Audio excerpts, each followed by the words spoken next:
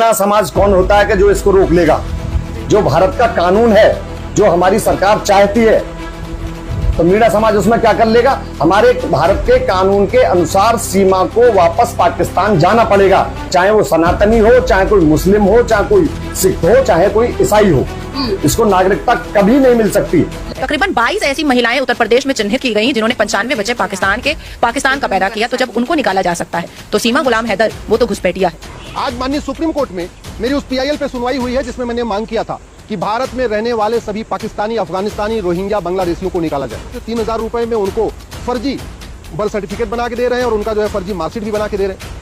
अब ये घुसपैठिए भारत में खाता भी खोल चुके हैं, मुफ्त में मकान भी ले रहे हैं, मुफ्त में। जिस दिन हम भारत में घुसपैठियों और उनके मददगारों के खिलाफ ये 5 धारा लगा देंगे, NSA, UAPA, वेजिंग वॉर, देशद्रोह, गैंगस्टर एक्ट, भारत में सारे घुसपैठिए लगभग 90। दोस्तों, एक बड़ी खबर सामने निकल के आई है कि अब सीमा हैदर पाकिस्तान डिपोर्ट जरूर होगी, क्योंकि सुप्रीम कोर्ट के वकीलों ने अच्छा खासा फैसला किया है कि अब हमारे देश में जो भी बांग्लादेशी हैं और जो भी पाकिस्तानी लोग यहाँ आके रह रहे हैं ना अनलीगल तरीके से, उन सबको पाकिस्तान वापस भेजा जाएगा।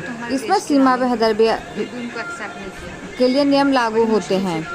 तो सुप्रीम कोर्ट ने भी ये बड़ा फैसला किया है कि पाकिस्तानी लोग अब हमारे देश से भेजे जाएंगे। तो आपकी क्या राय है? आपको वीडियो मेरा पसंद आए तो ज़रूर लाइक कीजिएगा और सब्सक्राइब कीजिएगा, साथ में ज़्यादा शेयर कीजिएगा। तो आइए फ्रेंड्स, देखते हैं ये वीडियो। दोस्तों, सीमा हैदर का अब लास्ट टाइम हमारे भारत में हो रहा है। अब ये पाकिस्तान हर हालत में डिपोर्ट होकर मेरी उस PIL पे सुनवाई हुई है जिसमें मैंने मांग किया था कि भारत में रहने वाले सभी पाकिस्तानी, अफगानिस्तानी, रोहिंग्या, बांग्लादेशियों को निकाला जाए। 2017 में ये मैंने PIL फाइल किया था और मेरा मानना है कि इस समय भारत में लगभग 6 करोड़ घुसपैठिए रह रहे हैं। इसमें पाकिस्तानी भी हैं, अफगानिस्तानी भी हैं, रोहिंग्या भी हैं और सबसे ज्यादा बांग्लादेशी हैं। ये यहाँ इनका कागज भी जो कुछ बनवाए थे वो कागज खत्म हो चुका है। इन घुसपैठियों ने फर्जी आधार बनवा लिया है, फर्जी राशन कार्ड बनवा लिया है। बहुत सारे पाकिस्तानी, अफगानिस्तानी, रोहिंग्या, बांग्लादेशी घुसपैठियों ने फर्जी बर्थ सर्टिफिकेट बनवा लिया है, फर्जी एज सर्टिफिकेट बनवा लिया है। बहुत सारे पाकिस्तानी, अफगानिस्तानी, बांग्लादेशी, रोहिंग्या घुसपैठियों ने फर्जी ड्राइविंग लाइसेंस बनवा लिया है। कुछ ने तो वोटर ID में नाम भी जुड़वा लिया है। और ये सारा खेल चल रहा है 2-2, 3-3 हजार रुपए में। ये घुसपैठिए 10 से 15 हजार रुपए खर्च करते हैं और इनका 4 से 5 कागज बन जाता है। वोटर ID में नाम जुड़वा लेते हैं। फिर बहुत सारे ऐसे भी हैं जिन्होंने जनधन खाता खोल लिया है। केंद्र सरकार की सभी योजनाओं का फायदा ये घुसपैठिए उठा रहे, राज्य सरकार की योजनाओं का फायदा ये घुसपैठिए उठा रहे, माइनॉरिटी अफेयर मिनिस्ट्री का फायदा भी ये घुसपैठिए उठा रहे। तो भारत के लोगों के हिस्से का रोटी, कपड़ा और मकान ये घुसपैठिए ले जा रहे हैं, इसलिए इनको निकालना जरूरी है। मैंने अपनी याचिका में ये भी कहा है, घुसपैठ राष्ट्र की सुरक्षा के लिए बहुत बड़ा खतरा है और जो राष्ट्र की सुरक्षा के लिए खतरा होता है उससे निपटने के लिए हमारे पास एक कानून है, NSA, नेशनल सिक्योरिटी एक्ट।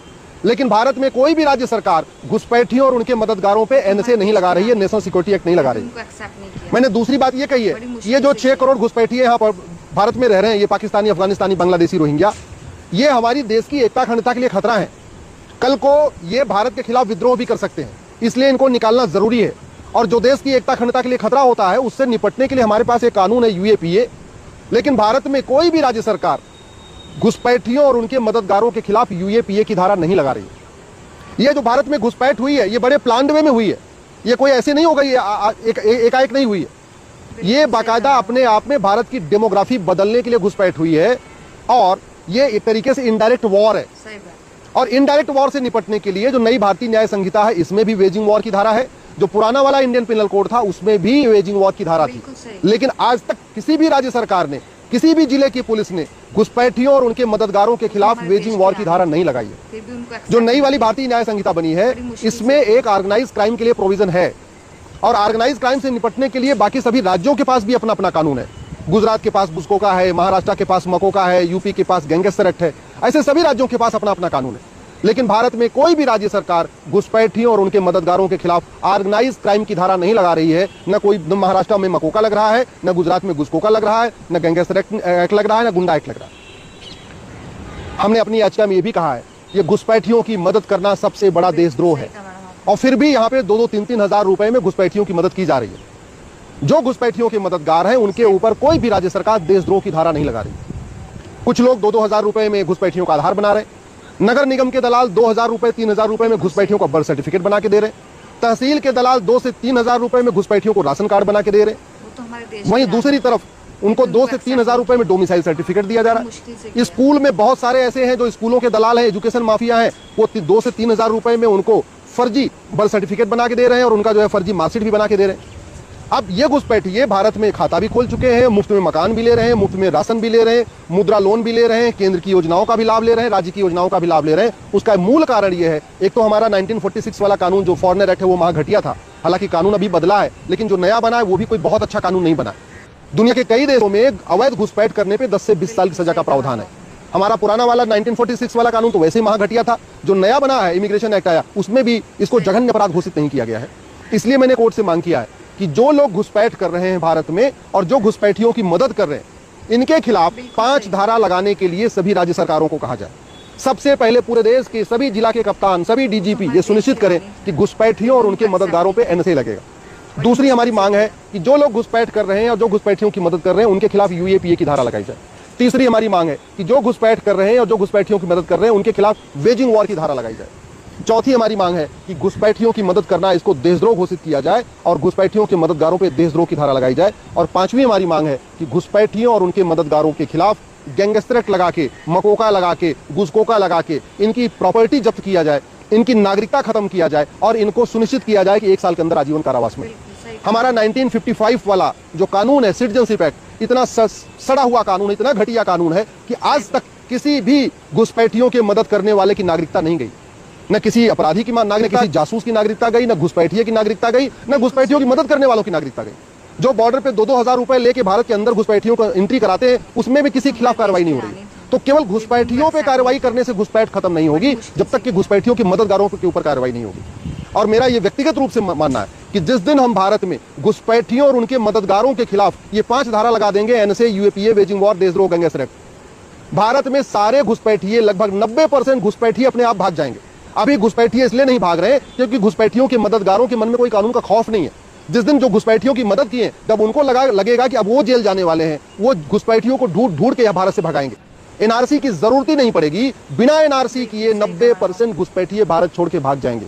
और अगर हम बिना ये कानून में बदलाव किए, बिना घुसपैठियों के मददगारों के खिलाफ एनएसए, यूएपीए, वेजिंग वॉर, देशद्रोह, गैंगस्टर एक्ट लगा के अगर हम सोचते हैं केवल एनआरसी करके हम घुसपैठियों को छांट लेंगे, तो घुसपैठिए छांटना बहुत मुश्किल है। फिर उनको पकड़ के उनको डिटेंशन सेंटर में डालना बहुत मुश्किल है। कितना हम डिटेंशन सेंटर बनाएंगे, क्योंकि 2-4 तो है नहीं, 6 करोड़ है, ऑस्ट्रेलिया की 3 गुना है। ऑस्ट्रेलिया की जनसंख्या 2 करोड़ है और भारत में 6 करोड़ घुसपैठिए रह रहे हैं। ऐसा कोई जिला नहीं है जहां घुसपैठियों ने अपना झुग्गियां नहीं बना लिया है।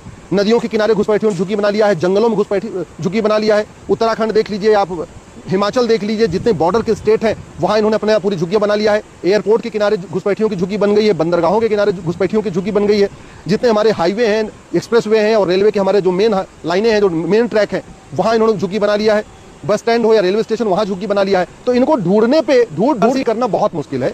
तरीका यही है कि घुसपैठियों को पकड़ा जाए, उनका narco polygraph brain mapping test किया जाए, उनसे पूछा जाए कि उनको किसने किसने मदद किया, और उनके मददगारों के ऊपर, जो घुसपैठियों के मददगार हैं, चाहे वो लेखपाल है, चाहे पटवारी है, चाहे कोई सिपाही है, चाहे कोई दरोगा है, चाहे कोई पार्षद है, चाहे कोई प्रधान है, चाहे कोई नेता है या कोई दलाल है, चाहे वो तहसील का दलाल है, चाहे थाने का दलाल है या नगर निगम का दलाल है, कोई भी दलाल है, जिन्होंने घुसपैठियों की मदद किया है, बस उनके खिलाफ कार्रवाई शुरू कर देंगे। घुसपैठियों में भगदड़ मच जाएगी। पाकिस्तान के रहने वाले पाकिस्तान भाग जाएंगे, अफगानिस्तान वाले अफगानिस्तान भाग जाएंगे, रोहिंग्या जो है ये म्यांमार भाग जाएंगे और बांग्लादेशी बांग्लादेश भाग जाएंगे। यही तरीका है देश को सुरक्षित करने का, क्योंकि भारत की डेमोग्राफी पहले ही बदल चुकी है।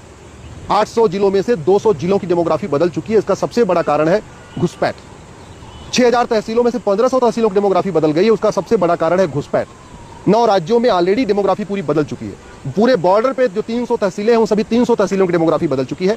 इसलिए मैंने माननीय सुप्रीम कोर्ट से मांग किया है कि सभी राज्य सरकारों को और केंद्र सरकार को निर्देश दे कि घुसपैठियों को पकड़े, उनका narco polygraph brain mapping test करें और जो घुसपैठियों के मददगार हैं भारत में, उनके खिलाफ एनएसए लगाएं, यूएपीए लगाएं, वेजिंग वॉर लगाएं, देशद्रोह लगाएं, गैंगस्टर एक्ट लगाएं और लगा के ये सुनिश्चित करें कि कोर्ट के अंदर इनको साल भर के अंदर सजा मिले।